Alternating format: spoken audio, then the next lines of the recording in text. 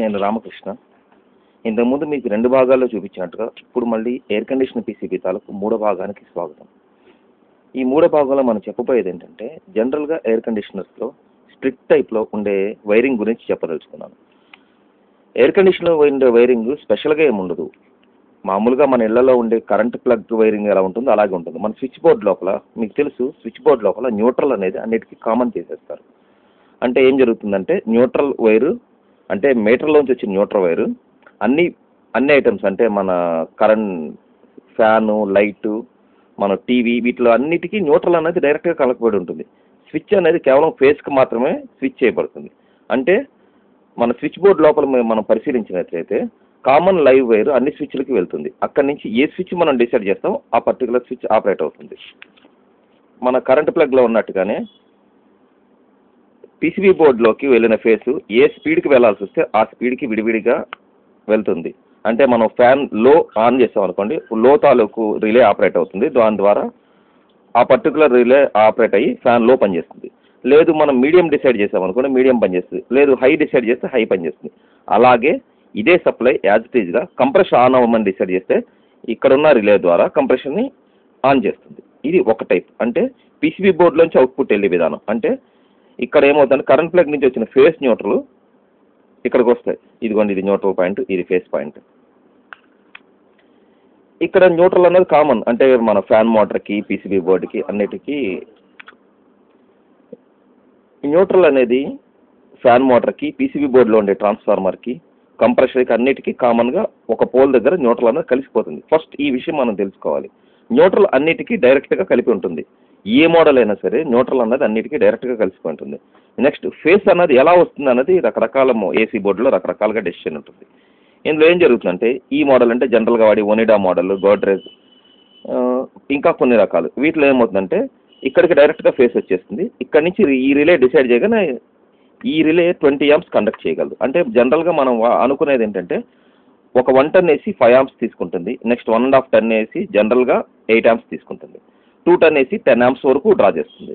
ఈ లెక్కల ప్రకారం ఈ రిలే 20 amps రిలే కండక్ట్ చేయగలదు. కాకపోతే లేటెస్ట్గా వచ్చిన 5 star రేటింగ్ ప్రకారం ఏమవుతుందంటే, ఇందులో రిలే ఈ వైరింగ్ ద్వారా మనం వాడడం ద్వారా వైర్లలో ఎలక్ట్రిసిటీ వేస్ట్ అయిపోతుందన్న కారణంగా కొత్తగా చేసిన టెక్నాలజీ ఏంటంటే, ఈ రిలే అంటే డైరెక్ట్గా ఇండోర్కి వచ్చి ఫేస్ న్యూట్రల్ ఉన్నట్టుగా యాజ్ ఇట్ ఈజ్గా అవుట్డోర్ కూడా వెళ్ళిపోతాయి. కాకపోతే ఇండోర్ నుంచి వచ్చిన రిటర్న్ ఫేస్ మీద అవుట్డోర్లో ఉండి ఇలాంటి కాంటాక్ట్ రిలే కానీ, లేదా ఇంకొక టైప్ అంటే సింగిల్ పోల్ కాంటాక్ట్ అంటారు. సింగిల్ పోల్ కాంటాక్ట్ ద్వారా అవుట్డోర్లో ఉన్న రిలే ఆపరేట్ అవుతుంది. అంటే ఇండోర్ నుంచి వెళ్ళే సప్లైలో యాంపరేజ్ ఉండదు, ఓన్లీ స్విచ్చింగ్ మాత్రమే జరుగుతుంది. అంటే జస్ట్ ఒక బెడ్ బల్బ్ వెలిగే సప్లై మాత్రమే ఇండోర్ నుంచి అవుట్డోర్కి వెళ్తుంది. అక్కడి నుంచి ఆ రిలే స్విచ్చింగ్ చేయడం ద్వారా 10 amps పవర్ సప్లై అంటే హెవీ లోడ్ పవర్ సప్లై అనేది అవుట్డోర్లోనే స్విచ్చింగ్ జరుగుతుంది. దాని ద్వారా అవుట్డోర్కి హెవీ వైర్లు వాడతాము. ఇండోర్ నుంచి అవుట్డోర్కి హెవీ వైర్లు వాడాల్సిన అవసరం లేదు.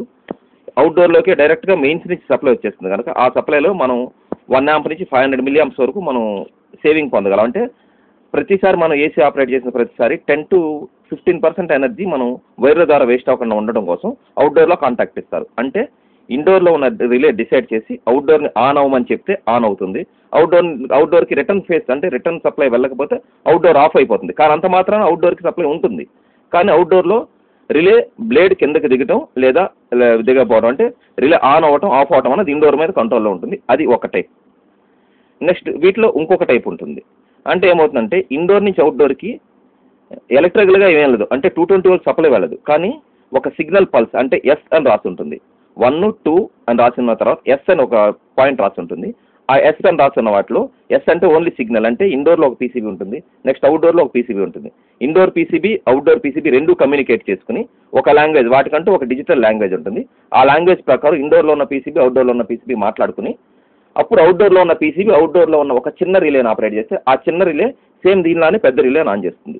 ఆ టైప్ సిగ్నల్ కమ్యూనికేషన్ జనరల్గా బ్లూ స్టార్లో అవుట్డోర్, ఇండోర్ పీసీబీ ఉన్న మోడల్లో ఉంటుంది. నెక్స్ట్ ఇంకొక టైప్ ఏంటంటే, మన ఇన్వర్టర్ ఏసీలో కూడా సేమ్ ఇదే టెక్నాలజీ. ఇన్వర్టర్ ఏసీలో ఉండే టెక్నాలజీ ఎలా ఉంటుందంటే,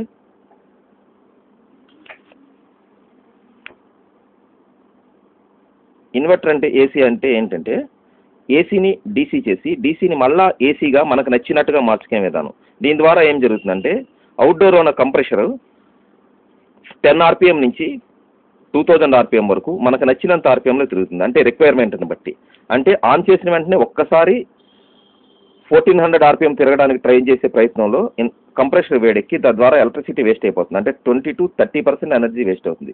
వేస్ట్ అవ్వకుండా ఉండడం కోసం ఇన్వర్టర్ ఏసీ అన్న టెక్నిక్ ద్వారా కంప్రెషర్ని మినిమం ఆర్పిఎం నుంచి మ్యాక్సిమం ఆర్పిఎం వరకు మనం కంట్రోల్ చేయడం ద్వారా, అంటే ఒక్కసారి ఆన్ చేసినప్పుడు హీట్ రూపంలో వేస్ట్ అయ్యే ఎనర్జీని మనం కవర్ చేయడం ద్వారా 30 to 40% ఎనర్జీని సేవ్ చేయొచ్చే మనకు పబ్లిసిటీ ఇస్తున్నారు. కానీ ఇన్వర్టర్ ఏసీలు అనేవి ప్రస్తుతం ఫెయిల్యూర్. ఎందుకంటే మన ఇండియాలో వచ్చే ఫ్రీక్వెన్సీ అది పర్టికులర్గా 50 హెడ్జ్ ఫ్రీక్వెన్సీ, అంటే 45 నుంచి 55 హెడ్జెస్ వరకు ఆ ఇన్వర్టర్ ఏసీ అన్నది పనిచేస్తుంది. కానీ ఇక్కడ మనకు వచ్చే ఫ్రీక్వెన్సీ 45 లోపు లేదా 60 అబవ్ ఉండే అవకాశాలు ఉన్నాయి. అందువల్ల ఇండియాలో ఇన్వర్టర్ ఏసీలు అంత ప్రిఫరబుల్ కాదు, సక్సెస్ కాదు. దయచేసి మీరు కొత్తది కొనదలుచుకుంటే 80% ఇన్వర్టర్ జోలికి వెళ్ళొద్దు.